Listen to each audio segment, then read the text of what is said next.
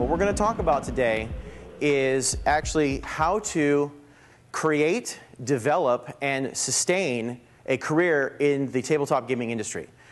This is important, though, why I put it in those three ways, right? I'm a big believer in you make your own destiny, right? And if you want to do this as a career, there's a certain point where you're going to have to make a leap of faith, right? I hate to say it this way, but if you half-ass your way into the industry, you're only ever going to get half-assed results, right? You have to want this. You have to want to make this to your career. Now, a lot of people have told, everybody has heard throughout all of their life, right, you can't mix business with pleasure.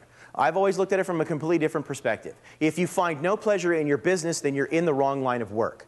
So the first thing is you have to love this. You have to want to do it. And you can ask anyone that has been in the game industry less time than I have, even longer than I have, and they're all going to tell you the same thing. No one's in this to get rich. Sometimes it happens, but no one is in it for the money. You do it because you love games. You do it because working in this industry can be rewarding for you if you love games. Okay? So, on to the first part of it is about creating. So let me give you a little bit of backstory here.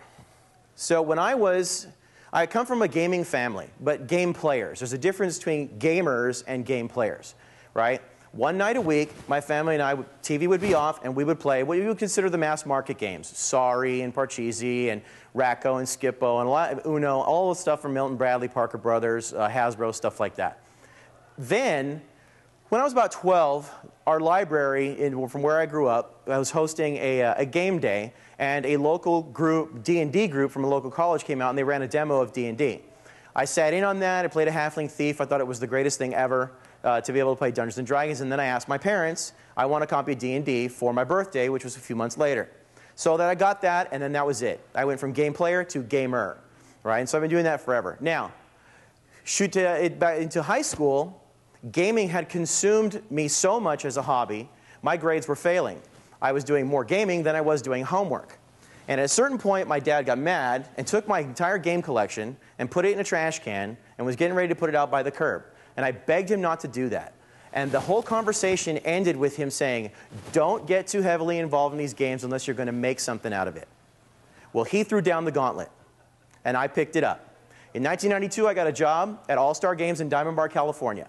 The best thing about that job, working in the game store, didn't take long before I was actually managing the store, was that the owners actively encouraged the staff to go to our local game conventions in order to play games. Just play games. They firmly believed that the more well-rounded your knowledge was on all different types of games, the better you would be at selling them, right? So, with that, I went and played a bunch of games, got involved in demo teams. At a certain point, it came to where, like Owen and I were talking about John Zinzer, the owner of Alderac Entertainment Group, was running a demo of L5R at the store. And at that time, they also owned Shadis Magazine, and I was just writing reviews for the magazine. And him and I had a conversation where I said, well, I want to do more for the company. And he said, well, what do you want to do? I said, I want to do what you do. Now, the reason why we're having this discussion today is because in the hobby game side of the industry, there are only 3 perceived jobs that everybody wants. Everyone wants to be a writer, a game designer, or an artist. Okay? Now, the truth is that those are a dime a dozen and easily replaced, right? What intrigued John was that I didn't want to do either of those 3 things. I wanted to work on the administrative side of things because I knew I had no talent as a writer, a game designer, or an artist. Now, I've been fortunate that I've worked with some very wonderfully creative people who've helped inspire, and in 17 years, I am now a published game designer and a published writer. I still can't draw any better than stick figures, but then there's already somebody who does that now too. Okay? But I have continued to push to stay in the industry. It's a tough fight, right? But it has always been rewarding. Okay? So its level of expectation also comes down to it. This is what I want to do. I actively want to pursue this pretty much, even if it's not with one particular company, and there'll be a lot of jumping going on, right? There's a lot of jumping going on. A common greeting among people who've been in the industry as long as I have at, say, Gen Con Origins is, who are you working for now? Okay? But it's about sustaining, right? At some point, I made the leap of faith. I was very comfortable running the game store, but I wanted to do more. And I made that leap of faith by going to John Zinser and saying, I want to do more in the company. I want to do what you do, right? So creating, developing, and sustaining in the industry. You got to ask yourself, why are you here? Why do you want to do this? Okay? I put it in the description. Are you an idealist or a realist? Do you want to make games or do you want to sell games? Are you a game designer or are you a game inventor? Because I'm sure as Bo will agree, those are two very different things. By the way, Bo is a friend of mine, game designer, company owner. Okay? They're two very different things. The first thing is the difference between the idealist and the realist. Which are you? No one has to answer any of these questions. Keep them in your mind, because if you really want to pursue a career in the game industry, you have to make the decision of which of these things do you want to be. The idealist or the realist? The idealist still believes in the concept that if you build it, they will come. Okay?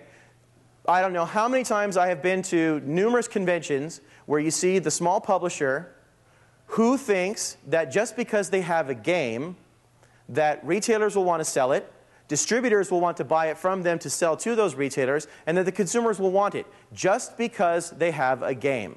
We don't live in that world anymore. The hobby games industry, the hobby side of it, the toy and specialty side of it, the educational side of it, all of the tabletop gaming industry as a whole is so much larger that the days of if you build it where they will come, they have been over for over a decade. They're gone. You can't just make a game and expect that someone's going to buy it just because it's a game. You can't make a game and expect someone's going to play it just because it's a game. That was 1982. Okay, back then. That's the way it was back then. Okay? Are you the idealist or the realist? The realist says, I have a game. You want to play it. Here's why. The idealist doesn't, or I'm sorry, the realist doesn't sit on this side of the booth at a show just trying to get people to play their game. The realist is the person who's out there in front of the booth, actively encouraging gamers to come in and play their games, running the demos, going off and doing events. That's the realist. And why is that the realist? Okay. Again, this comes back to why do you want a career in the games industry? Okay? Why do you want any career? There's a certain amount of fulfillment that goes on in it, but you know what it really comes down to? Where's my wallet? Here it is. It's all about this. This is why you have a job. This is why you continue to work in a job that you enjoy, right? Because if you're not enjoying what you're doing, you hate your job, that affects your job performance. You eventually move on to a different job until you find something that you love, right? A career should be based around the money. The idealist writes, draws, makes games just because he can. The realist is the one who wants to turn it into an actual career move. The realist is the one who wants to have a comfortable lifestyle. They want to have a house and children. And they want to have a family and have a career that they enjoy that still makes enough money to get by. And keep in mind, if you go for a career in the games industry, getting by is most often what's going to happen. So if you think you're going to be driving a Bentley because you designed a card game, well, probably not. Okay? So this is the difference between the idealist and the realist. Which are you? If you just want to make a game to say you made a game, yay. Okay? Good for you. But if you want to make money at it, which is what you should be your motivation, if you want to make money at it, then now you start going into the other facets. The idealist and the realist is where you want to be if you want to have a career in the industry, right? Idealists, honestly, truly, from a completely industry side of the perspective on this, idealists should just go home, right? Business people, professionals, people who want to really make a career out of this, who want to improve the environment of the industry by being business-oriented, those are the realists. They're the ones who should stick around, right? Idealists should just go home. Be happy you got your name on a game, put it up on the shelf, and move on, right? Because that's really what it comes down to, okay? Now, the next thing is, do you want to make games or do you want to sell games, right? Now, who here has the idea of maybe starting your own game company? Okay? So this is directly for you. Okay? Want to start your own publishing company, or if you want to start your own retail store, or if you want to own a convention, or anything like that. Okay? here's the thing. Do you design games, or do you just want to own a business? I design games. Okay. And you want to own your own publishing company? Okay. Do you have a partner that you trust implicitly to run your business for you? Okay, good. You're already on the right foot, because I can't tell you the number of game companies that start off on the wrong foot. Yes, I want to make games. So they start a publishing company, but their talent really only lies in making games. The problem there is that when you find that you own a business, you spend less time making the games and more time having to try and sell the games. And this is, again, goes back to the whole half-assed thing, right? You can't run a game company as a part-time endeavor. You cannot. Now, there are plenty of companies out there that are run as part-time endeavors. Plenty of them. But they only get about this far off the ground, because they haven't made the leap of faith away from their day job yet to pursue the game company as their full-time job. And believe me, when you make the leap of faith, you only go further up. Okay? Perfectly good example. Peter Atkinson had a perfectly good job, wonderful job, working at Boeing. He was running Wizards of the Coast out of his garage. Okay? And then Magic the Gathering hit, which, by the way, if you guys know the story of how that even happened, Magic the Gathering wasn't even the first thing that Richard Garfield showed them. Richard Garfield wanted them to publish Robo Rally. And then Peter said, well, what's that game? And it was Magic the Gathering. Now, at a certain point, Peter made two very, very fateful decisions when it came to Magic the Gathering's success. Number one, they could have just taken the money and run. Magic did so well on his first printing, and then they could have just taken the money and run. But instead, because he went from the realist's approach of owning a business, they reinvested the money that they made in the second printing of Magic the Gathering, and then it exploded from there. That was the first thing. They could have just taken the money and run, because the money was good, right? Especially for a game like that. The money was good. But he reinvested it for it to be better. Okay? The other thing he did was he left Boeing. He had a great job at Boeing, but he left Boeing to pursue being the owner and the CEO and the manager of Wizards of the Coast from his garage until they got so successful. Now what happened to them then? They exploded to a point where they did what? They bought TSR. They brought in Pokemon because Hasbro didn't want it. And then when Pokemon succeeded so well under Wizards of the Coast, what did Hasbro do? They bought Wizards of the Coast, right? And now Peter owns Gen Con, and he's a game industry mogul, and he has this beautiful house in Seattle and this absolutely stunning game room with miniatures all along the wall, and a big screen TV, and a large table and everything, right? Peter's living the dream. But he made a huge sacrifice to get there. If Magic had failed, yes, he could have gone back to Boeing. But it didn't, right? And he made the leap of faith, and he goes to conventions now. His own and other conventions just for fun, right? Goes rock climbing, travels all over the world, right? He's one of those success stories, right, that everyone should be looking to see what kind of magic that they can, rub off of it and turn it into, their own, okay? But for every one Peter, there's 1,000 guys like me. Now, I have a house, 2 beautiful children, got a wife, I have a great job. I live comfortably, right? I live comfortably because I don't own a game company. I'm much more on the administrative side of things, right? My level of expectation is I don't want to own a game company, right? I don't want to own a game store. I'm happy with what I do right now, which is interacting with, as working for a distributor, interacting with retail clients and manufacturers. And as a journalist, I get to go to the shows and talk to the manufacturers and the gamers and things like that and do seminars and stuff like that, right? I've met my level of expectation. I don't need to be rich to be happy, right? So my level of expectation is right where it's at. And this is why I love what I do and why I've been able to make it happen for 17 years, okay? So it's tough, right? But back to your situation, you want to make games or you want to sell games? And here's why you can't half-ass it, okay? You have to sell your games if you run your business to distributors, direct to retail, and to consumers. And the internet can only help you so much, right? You can't actually run your business by just email. You'll find that if you have a day job, well, all the distributor sales reps that you should be talking to that are going to buy your game, they're working the same hours that you're working at your day job, right? If you can't get the time off to come here to Vegas for the Gamma Trade Show, or to go to New York Toy Fair, or to go to Gen Con and Origins to work a booth, then you're not actively selling your games either. And what you end up is a garage full of doorstops and bookends that aren't moving, right? It's a sad story, but I know of a guy who did all the homework he could possibly get. Went to Gamma Trade Show 2 years in a row just on fact-finding mission. Talked to some of the brightest minds in the game industry on how to publish his game, right? And he wanted to do a role-playing game, and it was a great concept, right? But then he took all of their information and then did it completely wrong, right? Like, everyone told him, okay? Because I've always joked with this phrase, friends don't let friends do art for their game, okay? Right? Seriously, okay? If you're going to develop a game, don't let your friends do art for the game, okay? And here's why. One, you're going to want it for free. And when you want it for free, you get what you pay for.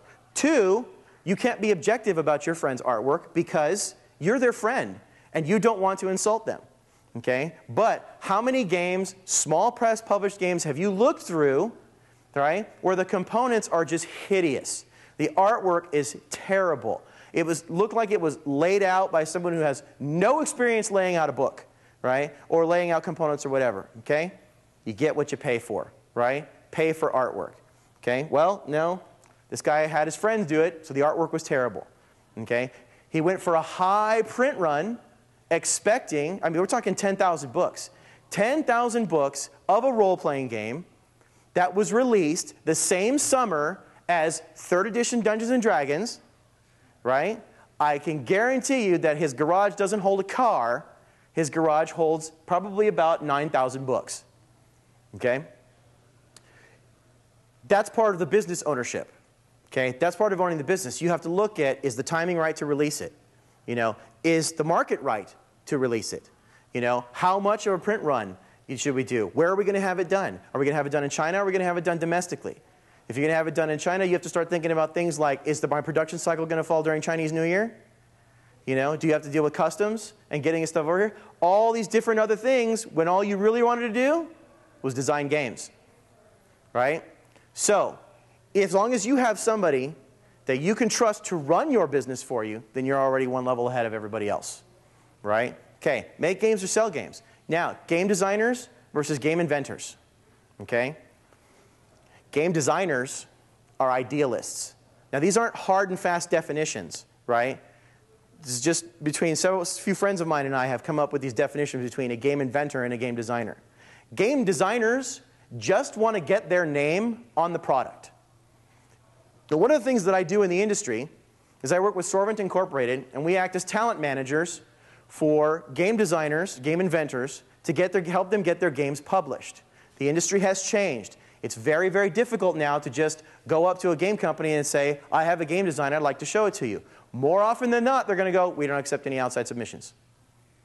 More often than not, you're going to hear that. Okay?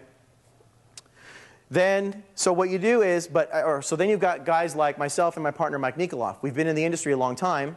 We know a lot of people. We have the ins and the trust of those publishers to bring them good games that they will probably want to publish. Okay? But game inventor versus game designer. The difference is game designers just want to get their name on a product. That's cool, right? That's great, but that's an idealist. If you just want to get your name on a product, great. Take your design, go down to Kinko's, have them print one out for you, stick it up on your shelf, and be proud of yourself. Okay? The game inventor, on the other hand, is the person who has made the career choice that this is what they want to do. And a good example of that is Rainer Knizia. Everybody here know Rainer? Know who Rainer Knizia is? Rainer Knizia is rockstar game designer. Okay? In Germany, he's practically mobbed on streets by his fans for autographs. Game designers, or game inventor, okay? The reason why I can say he is a game inventor versus a game designer by my definitions is he does it for a living. He doesn't just design games because he enjoys doing it. The man's managed like multi-billion-dollar banks, okay? He made a career choice, and he makes a really good living doing it, and I'll tell you how he does it. When he comes up with a game design, and he brings it to a publisher, and believe me, he's well known enough that you got to work hard to get to this point, but this is how he does it. let's just say that, and I'm just throwing out a number that is not exact, but it's a fair number. He brings it to this publisher over here, and they want to publish it. And he will say, okay, cool. $10,000 advance, 8% royalty. Okay? And a guy like Reiner could probably command a price like that. It's pretty fair for his catalog. He's got 700 games published. Okay? But then he says, and that's just so that you can publish it in English. Now, if you want to publish it in German or French or Spanish or Italian or any other language, that will be either a lumped in to your contract or a separate contract. Let's say that this company only wants to publish it in English. Cool. Now he's going to take that same design and go to this game company over here and say, you guys can publish it in German. Oh, that's cool. What will it cost? $10,000 and 8%. And you guys can publish it in French. Cool. What's that going to cost? $10,000 and 8%. And he'll have his game published by about 5 different game companies, probably in the same year. And on that one title, he's made about what? $50,000 and 8% of the royalty. Okay? And Reiner's name will sell around 10,000 units, you know, worldwide out the gate, but then go up from there. Okay? Reiner is a game inventor. This is what he does for a living. And there are plenty of them out there, right? There's Maureen Hiron, there's Richard Borg. I mean, these are people that they just design games as a career choice, right? Now, you can part-time that, okay? You can part-time doing that, but you still have to put in the effort to get to the places like conventions, like the trade shows, where you can actually pitch your game to those publishers, if that's what you want to do, right? But if you just want to design games and say you don't want to be a publisher, then game inventor, game designer, what do you want? What is your level of expectation? Okay? You might hear from a lot of freelancers how to break into the industry. Some people have gotten lucky, and what I'm going to give you is generalizations on how to do that, okay, and how to break into the industry. There's some very talented writers out there who simply submitted something, got it, you know, an editor took a fancy to it, they got their in, okay? This industry, as big as it has grown, is very much like Hollywood. What have we always heard about how do you break into Hollywood, right? It is not what you know, it is who you know, okay? So, to be successful in the game industry, the one thing you have to understand is that while different publishers are all essentially in competition with each other, particularly on the hobby side of things, it is one big happy family.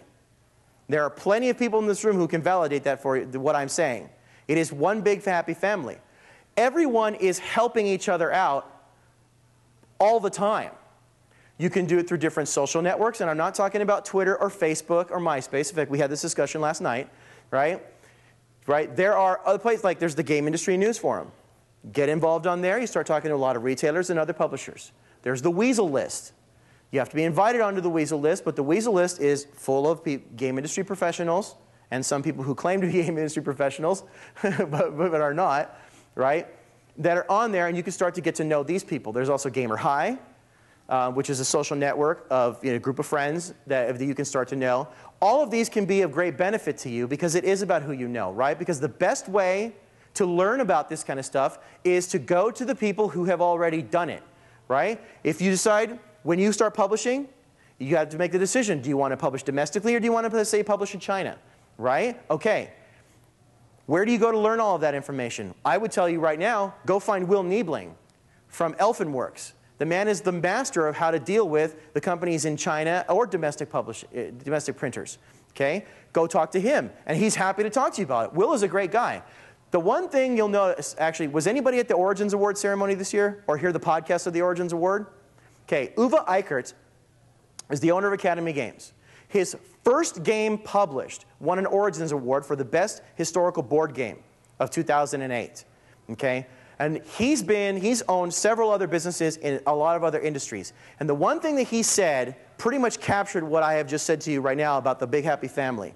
He said, in any other industry that I've ever been in, and this was during his acceptance speech, any other industry that I've ever been in, I have never found so many people willing to volunteer information on how to run your business, on how to improve your business, who to talk to, and things like that. That's exactly what the hobby game side of the industry is very much like. It is one big happy family, regardless of the fact that the businesses are competing against each other. It is about who you know. Well, how do you get to that point? You got to go to the trade shows. And then just socialize. Go to the trade shows and socialize. Go to the conventions and socialize. If you're Joe Average Gamer off the street and you want to do this, one of the easiest ways to work your way up in the company, and I have a great story about that in a sec, is start on their demo teams. Right? Start on their demo teams. But keep in mind, the game companies are not going to hire fanboys. They don't want fanboys. They want employees. And also keep this in mind, right? And this is a good example. There are only two kinds of employees that work for Disney, particularly at Disneyland. There are those that have sold their soul to the mouse, and then there are those who are just there for the paycheck. More often than not, the people who are just there for the paycheck were the ones who went into it going, I love Disney. Disney's wonderful. I go to Disneyland all the time. And then they start working there. And then they see the big difference of working there versus going there and having fun. Okay? It's the same thing. Fanboys have all kinds of wonderful, sparkly idealism when they're running a game for their game company. But some of that luster wears off when you start working for the company. And it depends on who it is, too. It depends on who the company is, too. Right? Working for AEG has been one of the greatest experiences that I've ever had in the 17 years I've been in the industry. But let me tell you, there was no easy day ever working at AEG. There was no easy day. Right? Going to Gen Con to work was a perk of the job. Okay? Going to Gen Con to work was a perk. Right? And it was great, because there have been some days, I mean, I miss Milwaukee. But anyway, right? Okay, so start on the demo teams. And when you start on the demo teams, the best way to work your way up is just asking for more responsibility. Now, some guys on demo teams, they just want to run the game. They want to show up, run the game, get out. Right? You have to start interacting with the people who work for the company. And I'm not saying suck up to anybody, because the truth is that it's a small enough industry, we all talk to each other. We all know who the ass kissers are, right? We all do, right? And anyone that thinks that we don't all talk to each other inside and outside of the shows and things like that, wow, yeah, we talk to each other all the time. That's one of the reasons why Gamer High exists, right? Is for this group of friends to stay in touch with each other all of the time, okay? The Weasel List, there's like thousands and thousands of posts from people. Good stories, horror stories, all kinds of stuff, right? But you got to start get to know the people that you're going to be in the industry with. I kind of don't want to say working with, but that's eventually how it ends up, right? There's also the GPA, the Game Publishers Association. There's all kinds of different groups that you can get involved in to help you advance your business. And like I said, everybody will give you information that will help you, right? I mean, unless you're talking intellectual properties, that's a whole different issue. But in terms of just running a business, right, or getting a job with a certain company, or who to talk to in a certain company, right? You don't have to go right to Matt Wilson to get a job at Privateer Press. Probably you're not even going to get his time in that case, because he's always busy anyway, if you start on their demo team. But you start working your way up the ladder. You start working your way up into who to talk to if you want to work for that particular game company. And keep in mind that you don't necessarily have to actually work for that game company that you've done the demo team work for. You end up meeting a whole lot of other people from other game companies that you can become friends with, and then eventually maybe work your way into a job with them, right? That's the big route. It is really about who you know, and then get to know. And I will say this, but it's from a completely selfish point of view. We all love to drink, so buying drinks for people. I'm just kidding. No, I'm not kidding. We do love to drink, but okay. But one of the things that's important at the shows is, you could spend all day running games at a convention, say like Gen Con, and then you can spend all night running games. And while that's good and well and will serve you well with the consumer, it's not actually going to help you advance your business in terms of getting you good information from the other people. And here's why.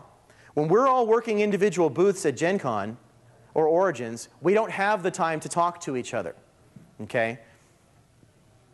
That happens at night, right? I mean, you can ask Bo and Owen here, right? I mean, what's the most common thing they had going on 1 hour before the exhibit hall closing? Everyone's walking around going, what are you doing for dinner? What are you doing after dinner, right? Stuff like that. Breakfast in the morning, things like that, right? Everyone's, if it's not already set up, everyone's just gathering who they're going to go out for the evening with and hang out with those people. And you genuinely become friends with these people. Some of my best friends in my whole life are in the industry, people that I've met. In fact, 3 of my best friends from high school have also worked in the industry, right? Because we all kind of folded each other in together. We take care of each other. It is a happy family, right? And you can say the same thing for a lot of the people that are also on the toy and specialty and educational side. These different facets of the tabletop game industry are quite small. The industry as a whole is large when you combine them all together. So you can find your big happy family in any of those functions. It doesn't necessarily have to be on the hobby side of things. And actually, let me get into that as well. If you are, you have to know who you want to be your consumer, okay? Or who you want to read if you want to be a writer, who's going to be looking at your artwork and what kind of artwork are you going to do, right? Understanding the gamer or the gaming consumer is also going to be very helpful to you in a career in the industry. Now, I got lucky. I came from a game store, so I understood the gamer mentality, but we were the kind of game store where the gamer was not our target consumer. Soccer mom was, right? Because if we could get soccer mom's money, then we get, not only were we getting her kids' money, we got her money, right? The gamer is a different animal now. The stereotypical gamer, who I like to say is more like a comic book guy from The Simpsons, you're seeing less and less of them. The general public still kind of has that perception that that's what the gamer is. But if you go to Gen Con is an extraordinarily diverse demographic of what, sure, you still have the trolls who live in their mom's basements and have their Friday night D&D game. You still have those guys, right? Because you can usually smell them across the ballroom, okay? But is that really the consumer that you want? Is it really? Because in this broad range of consumers, that guy is this much, right? Again, level of expectation. Now, how many of you guys are pondering role-playing games as an avenue? Role-playing games? Okay. This is the challenge with role-playing games, though, right? Most people who play role-playing games are this guy here, right? There's really been, other than Dungeons & Dragons, really no breakout role-playing game that didn't go to computer, right? So what a lot of people are doing with role-playing games is, sure, you can put out the paper version of the game, but take a page from Shane Hensley, who used to own, well, actually still does own, Pinnacle Entertainment Group. Him and Matt Forbeck are both doing work for software companies. In fact, Shane works for Blizzard. He works for Blizzard. Is it? I think he does. Shane works for Blizzard. Yeah.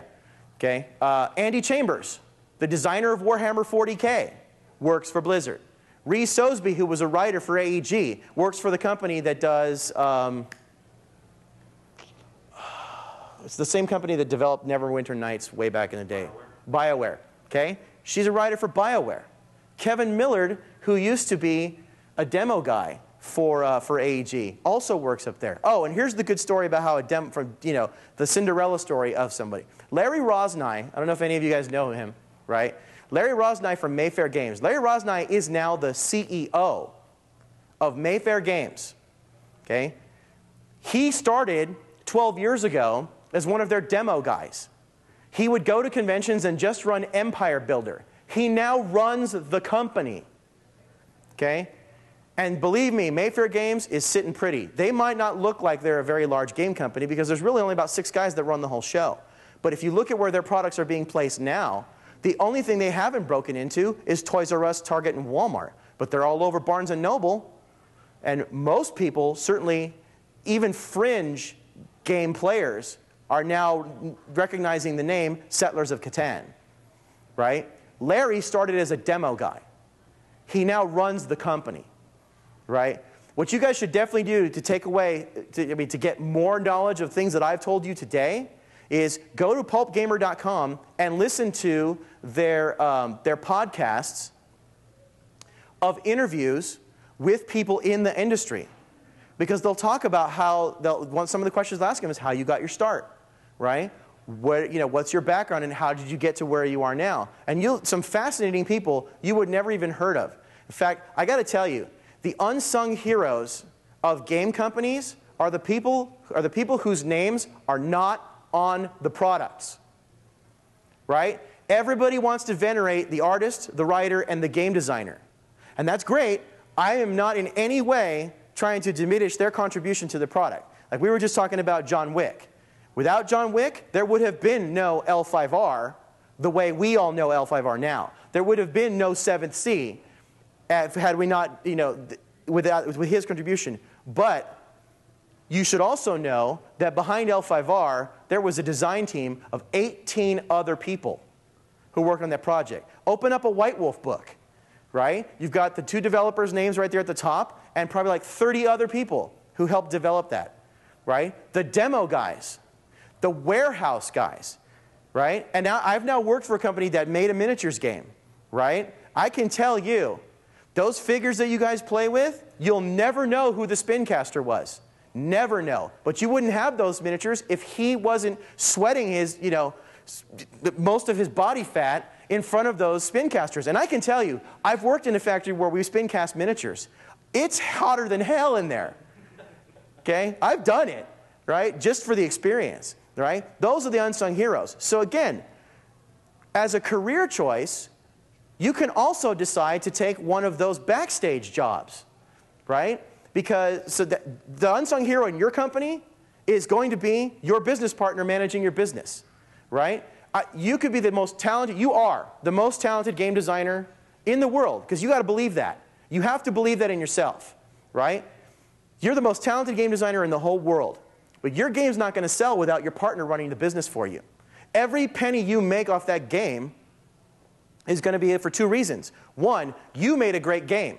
He took it to the consumers who bought it, right? There's no shame in not being one of the faces, right? I'm happy that I'm considered a game industry luminary. It's not anything I would ever have expected, right? No one knows who I am on the consumer level unless they've worked with me on a demo team. No one knows who I am, right? But I got asked to come to these things to talk to you guys about how to get into the game industry, because the unsung heroes of the industry are the guys who are not the writers, the artists, and the game designers. And they're all cool people too, right? But those games don't get to the consumer without the other people involved in the company. And those are great jobs too, right? Like I said, I've been fortunate that I'm a published writer and game designer, but for the most part, I've only ever done sales, marketing, customer service, and product demonstration. That's what I enjoy doing. There's plenty of ways to get those kind of jobs. In fact, those are the easiest jobs to get in the game industry. Okay? All right. Now, so again, any questions? Anybody have any questions? Yes. So speaking in generalities, you talk about not half-assing it, but for the realists who have student loans to pay off, slow and steady or jump in with both feet? Don't jump in with both feet. Ever. Ever, ever, ever. We've had this joke going around in the industry probably since, I'm going to say 1993, that you could walk the halls of Gen Con, and we call it the class of that year. Okay, so say that you walk the halls of Gen Con, and this last year would have been the graduating class of 2009, right?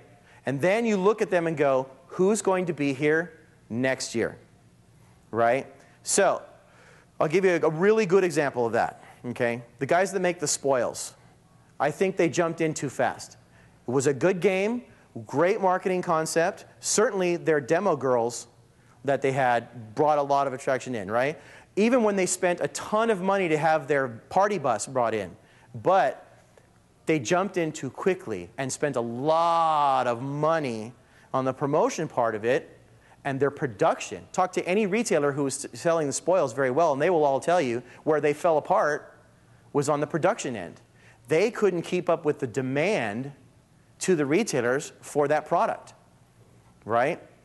So Weird Miniatures right now. Anybody know Malifaux from Weird Miniatures? That's a 4-person company, right? They came back from Gen Con. I don't know if anyone was at Gen Con and you got to see the... Okay, first, those are some of the most beautiful miniatures on the market right now. I haven't played the game, so I can't even speak of it. But the miniatures were great. there was a crowd so big in front of their booth to see the miniatures, the actual painted ones, that everyone had only seen on the pictures or online, that people were, I mean, you had to push your way through just to get past their booth, right? Now, I work in distribution. We had sold out of Malifaux to the retailers prior to Gen Con. And then they came back from Gen Con and looked at their orders and they went, oh my God. And it took them 2 weeks, extra weeks, to get back up to speed on the production cycle to get it back in, right? Again, they took it slow, they got a hit, and now they're starting to get back up to speed, right? Jumping in is not going to help you. Not going to help you in any way, right? We've seen too many companies that jumped right in and they have come and gone. Most of it because they spent too much money up front. Now, taking it slow. Now, here's the thing about the leap of faith. Don't make the leap of faith right now unless you are in a financial position to do that, right? The reason why Peter was able to do it was because Magic had earned them enough money for him to go, I'm going to do this full time now. He no longer needed the job at Boeing to pursue this thing that he loved more. That's not to say Peter was unhappy at Boeing. In fact, if you talk to him, he said he had a great time working at Boeing. But he loved this more, right? I've been offered jobs in several other industries. In fact, I took a couple of those jobs during the low parts while I was working in, still working a sideline to stay in the industry, okay? But nothing ever really captured my passion as much as working in the games industry. And I've done it all. I've worked for manufacturers, I've worked for distributors, I've worked in retail, I've done product demonstrations, customer service, marketing, sales, you name it. I've made thousands of cold calls. You know, I've talked to retailers who, you know, brilliant business persons, and then those that are short-sighted, and you find the same thing going on with manufacturers and whatever, right? But this is my passion. This is what I love to do. In fact, I've done so many demos now that when I play a game, I don't even know how to win anymore. I don't. In fact, every time I ever sit down and play games with my friends, it's usually me demoing it to them first, because I'm the one who brings the new game to them, right? I don't even know how to win. Like, my kids love it. My kids think they're the greatest game players in the whole world because they win all the time against Daddy, right? But it doesn't matter to me, right? I don't care about losing. I've lost so many games, it doesn't even bother me anymore, right? All that matters is that I've enjoyed playing it, right? It's got to be your passion, right? If you love your day job right now more than you would do this, then wait. Wait. Don't go for a career in the game industry until you are mentally, maybe even spiritually, ready to do that, right? Plenty of people have come and gone, left their day jobs, found that they didn't really like the games industry all that much. It lost some of its luster once we call it being on one side of the table, right? I always tell people, when you're on our side of the table, which is more of a metaphor for working at a booth where you're on the actual publisher side of the table instead of the consumer side of the table, right? When you're on our side of the table, it's a completely different world. It's still fun. It can still be fun and very rewarding, but it's a completely different world. If you're still approaching a career in the game industry from the mind of the consumer, you're not ready yet. You're not ready yet, right? But take your time. If, for you, your issue is that I've got student loans to pay off, and I'm working this job in order to do that, great. When you're done, when those loans are paid off, then you're probably ready. Like, I almost bought a game store 2 years ago, and then I realized maybe that I know I could have run a great game store, but maybe that's really not so much what I wanted to do, right? Oh, one other thing. There is no reason as a publisher, if you decide you want to be a publisher, there is no reason why your business plan should not include paying you. We have seen way, way, way too many game companies get started as a good idea. Well, a good idea is not a business plan. A good idea is a good idea, right? No one says you should work for free, okay? The banks who might loan you the money to start your company, they would like to see you work for free, but like a retailer friend of mine who just launched who got out of it for a little bit because he was ill and now opened another game store. Went to the bank to talk about a loan to start up his new game store. And they looked at his business plan and they told him, well, on here you have yourself, you're giving your salary. And he's like, yeah, I'm not going to work for free running my game store, right? If I'm expected to pay an employee for his labor, I'm going to pay myself for mine. He got the loan.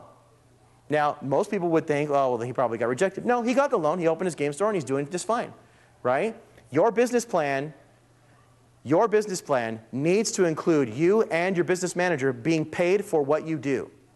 Don't work for free. Don't work for free, ever. Okay? If you're going to do this, don't work for free, right? Because you need to be paid for the time you're spending developing your game. He needs to be paid for the time he's going to spend selling your game, right? Include that in your plan. Make sure that you are living a comfortable living. Like I said, Peter is the ultimate success story, right? But he's one for the thousands that have done this, right?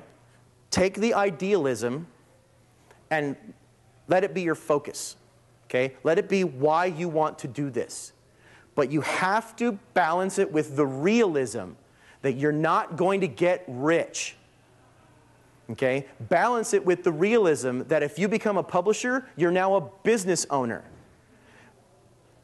Balance it with the realism that if you're going to design games, don't do it just because you want your name on a box. Do it because you want to make money doing it. The reason why you're here listening to this is because we're talking about careers in the industry, not how to go bankrupt or how to give free labor, right? Let demo guys do that for you, right? Demo guys are the best, right? Demo guys are the best. They will work, I mean, like boot camp kind of exhaustion for nothing more than a badge to Gen Con. I've seen it for a number of years. Most of the people running games at Gen Con are only doing it to get the badge, right? Great. You should still be paid for what you do, though, because you've made this a career choice. They're volunteering. You've made this a career choice, right? Okay, now, with everything that I've said, have I talked anybody out of it? Okay, you still want to own a business? Yeah. Good. Okay, what did you guys come in for? Writers, artists, game designers? You loved my purple shirt and just wanted to come in and... Press. Media? Yeah. Okay, what do you want to do? Online or paper? Well, I'm doing online. Online media, okay. All right, and how are you marketing? It's through social networking. Okay, so like Twitter, Facebook, Twitter, yeah. MySpace? Okay, great. Okay, what's your motivation? I'm one of the artist assistant. Artist assistant? But, okay. Do you, he's in the show. Oh, okay. So you're here for you or here for him? Excellent. Okay, anybody else? I know why all the rest of you are here. The rest of you are all in the industry anyway. So, all right. Well then, welcome to the games industry. Okay? So for you and you, welcome to the games industry. And to you as well. Even the assistant is still important. All right? Okay? Welcome to the games industry. It's a different world now. Okay? It's a different world now. Don't work for free and don't live poor. Right? But keep in mind, realism. Realism, realism, realism. In fact, I'll end with one other really thing. Indie Press Revolution, right? Everybody knows about Indie Press Revolution? Okay, great guys, right? Great guys. Most of them are idealists. Okay, there's maybe 3 or 4 that we've seen standout products that they have now pursued. Instead of just, I want my name on a book, they are now pursuing this as, wow, people really like my game. It's selling a lot of copies. Now they're going to, they're gradually working their way to the business ownership, publishers, things like that, right? They're starting to work their way forward instead of, say, being a garage publisher, right? I know I'm going to offend people when I say this. Garage publishers, go away. If you don't run your business like a business, then go away. If you are starting a business as a hobby, go away. Right? If you're starting a retail store as an extension of your own game collection, go away. Right? You're not helping anyone. You're not helping yourself. you're not helping the industry. Business professionals, people who want to pursue this as careers, not part-time, not half-assed, people who want to do this full-time as a career for as long as they can possibly sustain it is what the industry needs more of. That's why you're here, right? Any other questions? Anything. Ask me anything. People I know, stories about them, success stories, horror stories. I mean, I don't really want to tell too many of the horror stories because, well, you're going to encounter those all on your own, right? Especially if you get on the weasel list, there'll be no end of stories that you hear about them anyway, right? Anybody else? All right, cool. Where are we on time? We are right at 3. Excellent. All right. Thank you guys for coming. If you have any other questions, you can email me, come get my business card, and then we can talk further throughout the show.